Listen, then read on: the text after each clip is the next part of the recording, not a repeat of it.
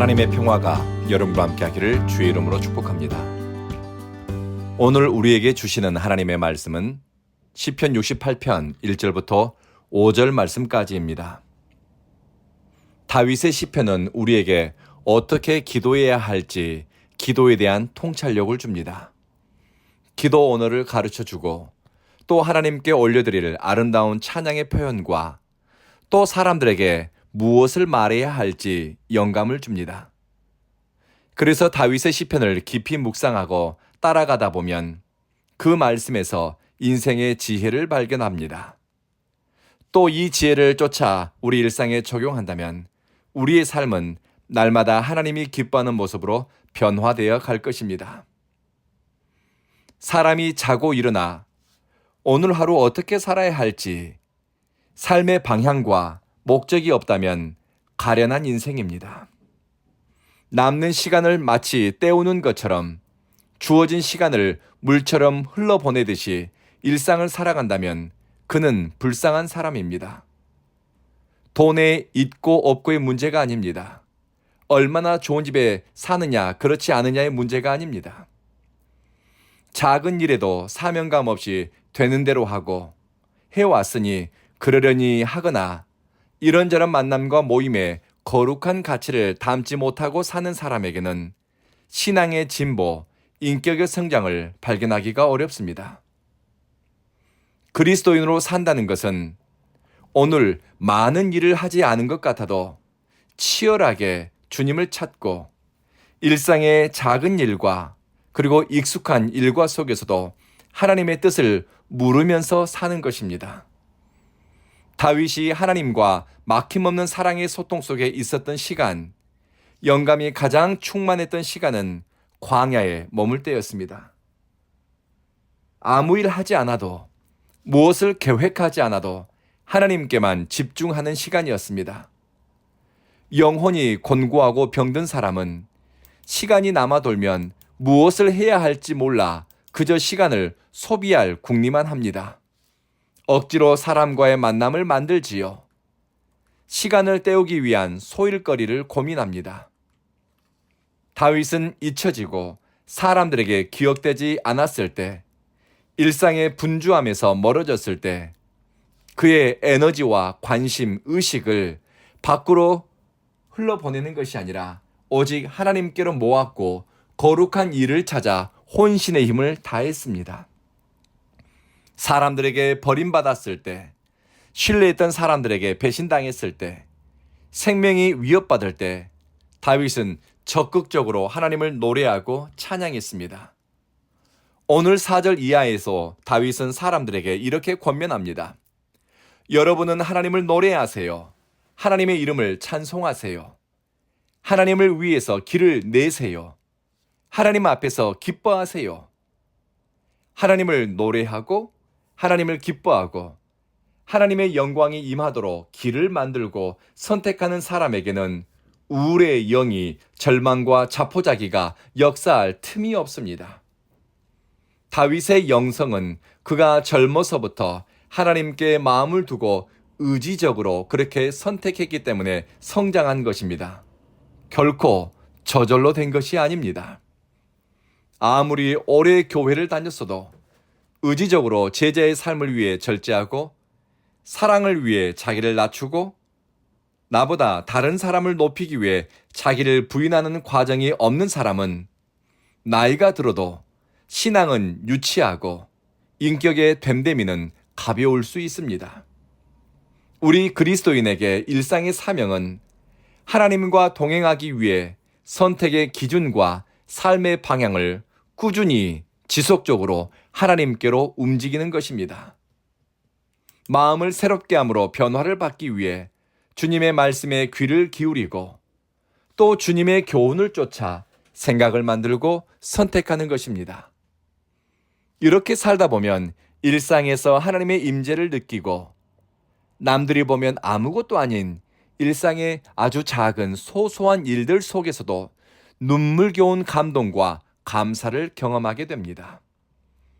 시편 28편이 언제 기록되었는지 정확히는 모르지만 전쟁에서 승리한 후에 부른 노래라고 학자들은 이야기합니다.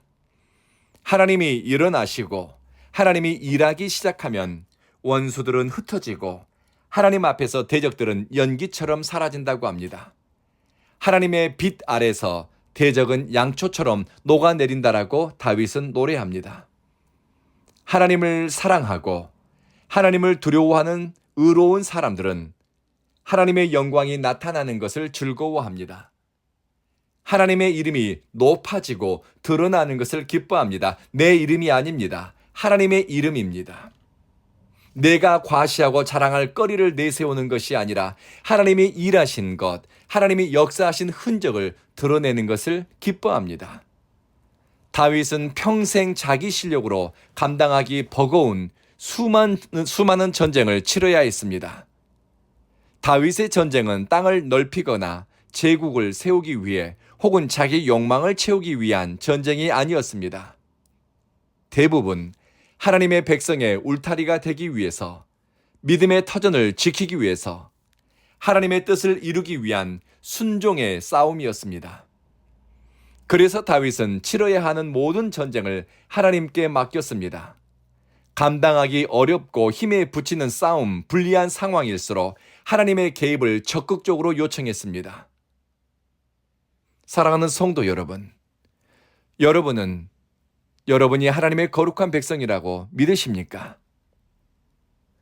그렇다면 우리는 일상의 작은 문제도, 감당하기 어려운 상황을 돌파해야 할 때도 하나님이 우리에게 다가오시기를, 우리 인생에 하나님의 개입하시기를 구하고 간구하고 또 원하십시다.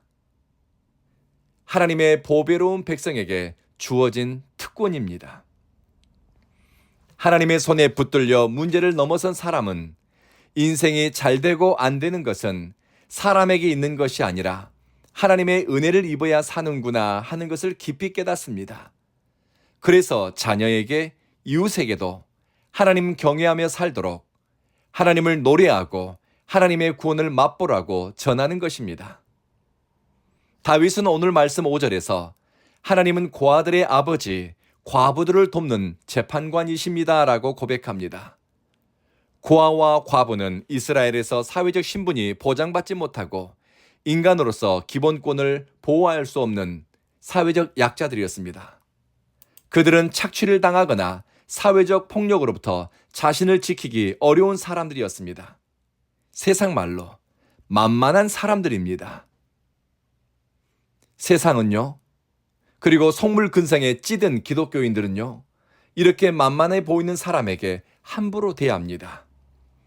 하나님도 과부와 고아들에게 무례하게 대하지 않는데 마음이 비뚤어지고 중심이 악한 사람은 나와 비교해서 만만해 보인다 싶으면 말도 함부로 하고 태도가 오만하고 그 중심에 교만이 빳빳합니다. 하나님을 참되게 아는 사람은 전쟁에서 승리한 다윗이라 하더라도, 국가를 통치하는 지배자라 하더라도 작은 자, 약한 자, 내 눈에 만만해 보이는 대상에게 결코 가볍게 대하지 않습니다. 왜냐하면 그들의 울타리, 이 약하고 작은 사람들의 수호자가 바로 하나님이 되시기 때문입니다. 다윗의 하나님 체험이 국가 운영과 관련해 바른 가치를 갖도록 했고 그의 삶의 모든 영역에 영향을 미쳤던 것처럼 하나님 체험이 깊어지고 넓어질수록, 그리고 하나님에 대한 이해의 진폭이 넓어지고 깊어질수록 우리 삶의 깊이와 또 내용도 성장하고 아름다워질 것입니다.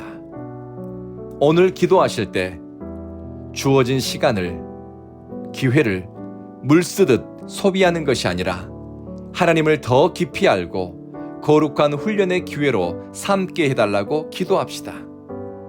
그리고 내 눈에 어떤 사람이, 어떤 대상이 만만해 보여 업심여겼다라면 회개하고, 하나님의 시선에 만만한 사람 하나 없으니 사람을 귀하게 여기고 사람에 대한 이해를 갖추게 해달라고 기도합시다.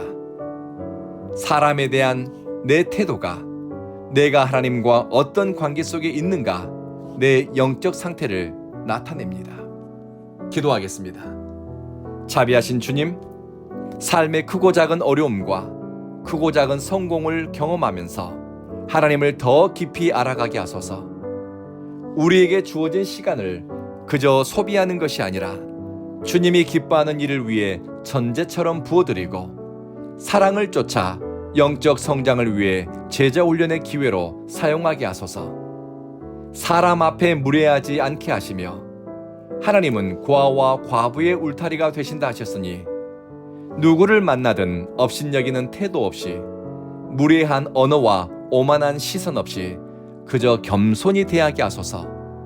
사랑하는 주님, 온 교회 예배자로 모이는 성도들은 이곳에서 신앙의 진보를 경험하고 이곳에서 사명을 발견하고 이곳 온 교회에서 하나님을 노래하고 찬양하며 사는 참 기쁨을 발견하게 하소서. 우리 성도들 가운데 몸이 아프고 마음이 다친 사람들이 있습니다. 주님, 그들의 아픈 마음 꼭 싸매 주시고 병든 몸을 만져주시니 회복되고 온전하게 하여 주십시오. 겸손한 예배자들을 위한 성소로서 온 교회를 우리에게 선물처럼 주시니 감사합니다. 예수님 이름으로 기도드립니다. 아멘.